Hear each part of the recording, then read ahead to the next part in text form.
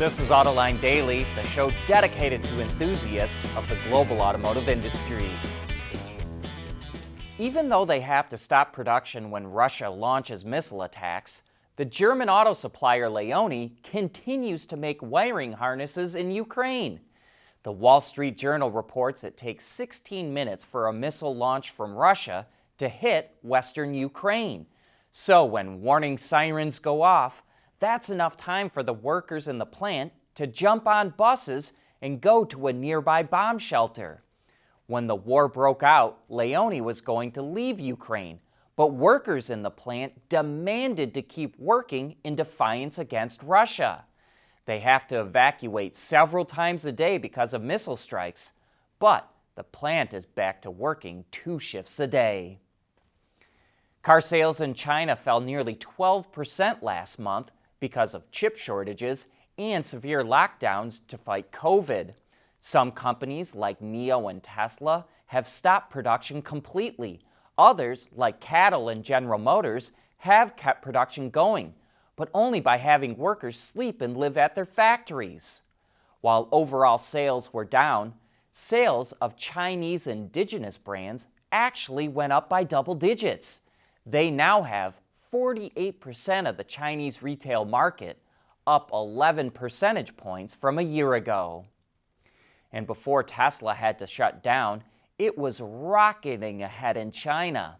Last month, it wholesaled 65,814 cars in China. That was up 85% from a year ago, and almost none of them were exported. Only 60 Model Ys were shipped out of the country. And that put Tesla ahead of everyone else in sales of electric cars in China for the month, even ahead of that cheap little Wuling Hongguang Mini EV. And now we seem to be at an inflection point in the Chinese auto industry. Acura is going to drop out of the market due to poor sales, and Borgward just filed for bankruptcy. Borgward was a former German car brand that went out of business half a century ago. 2 Chinese companies, including BAIC, tried to revive it but couldn't pull it off. China has too many car companies, and while the Chinese car market is strong and will continue to grow, we may be reaching a point where a big shakeout will drive the weak ones out of business. We want to know what drives your testing. OTA, connected car, diagnostics, remote testing. Intrepid Control Systems is here to help you work from anywhere. Intrepid Control Systems, driven by your data. German automakers are very pessimistic about the chip shortage ending anytime soon. BMW CEO Oliver Zipse says it's going to last until 2023. But believe it or not, he's more optimistic than Volkswagen CFO. He says the shortage won't be over until 2024. Both executives say supplies will start to improve by the end of the year, but it won't be enough to meet demand. Nissan says solid-state batteries can significantly reduce battery costs, and it wants to build them in-house. So it just opened up a prototype production facility in Japan to study the manufacturing process and is aiming to bring them to market by 2028. Nissan believes it can cut the cost to $75 per kilowatt hour by then and eventually down to $65 per kilowatt hour. That would easily put EVs at the same cost level as gas-powered vehicles. We've all heard that EVs require less maintenance than ICE vehicles, but here's some numbers you can put to that statement. The standard service interval for the Porsche Taycan is 2 years or 30,000 kilometers, or over 18,600 miles. A typical service interval for an ICE vehicle is 7,500 miles, so the Taycan can go more than twice as long before it needs work. And Porsche says when it does need work, the scope of the maintenance, i.e. how many tasks have to be performed, is reduced around 30%. Porsche also tried to make service easier when it is required. For example, the battery pack and its modules are serviceable, and diagnostic tools are able to identify a bad cell. But Porsche won't just let anyone work on its electric vehicles, even its own trained and certified technicians. Just changing the tires or wiper blades requires a special qualification, and that person has to be watched over by a higher level technician. There are 3 qualification levels, and the highest one is for people who actually work on the high voltage batteries.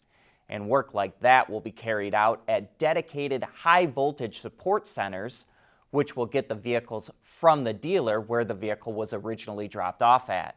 And if getting to one of those support centers is not feasible, a flying doctor will be sent in to take care of the repair. We're starting to see those clean air systems in production cars that practically everyone was developing at the beginning of COVID lockdowns. The Opel Astra will now be available with the company's IntelliAir system. It combines air and particulate filters with an air quality monitoring system. If the air becomes stale inside the car, the system automatically draws in fresh air. Or if the outside air is dirty, it will close off the vents. And a happy little emoji with a smiley face will let you know everything is A-OK. Opel doesn't say how the system performs compared to a vehicle with just a high-quality particulate filter, but it did say it made perceived quality a priority during development of the new Gen Astra.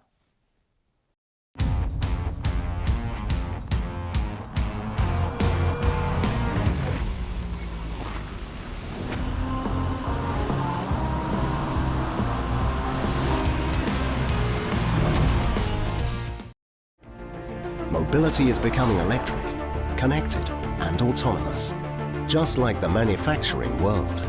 But will always be one thing: a reliable partner for our customers.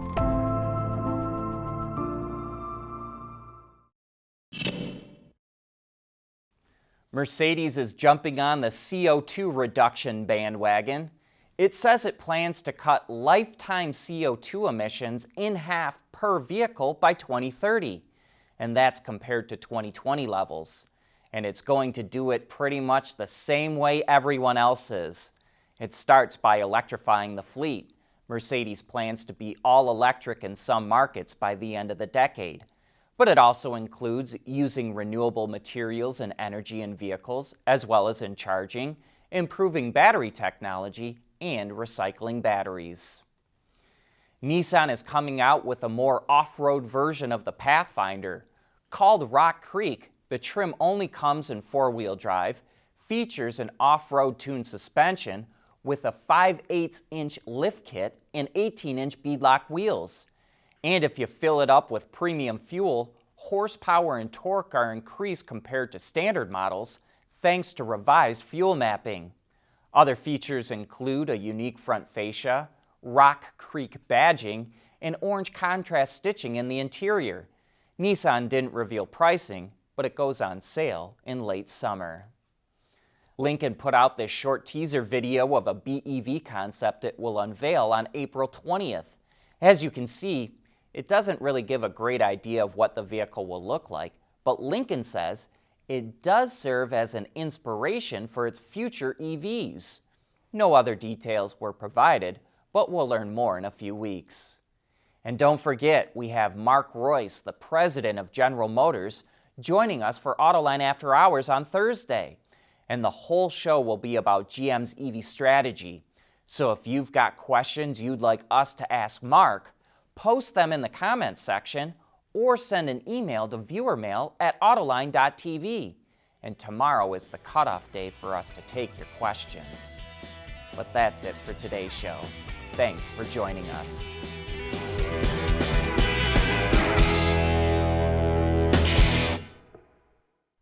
Autoline Daily is brought to you by Bridgestone, solutions for your journey. Intrepid Control Systems, over-the-air engineering, boost your game. And by Scheffler, we pioneer motion.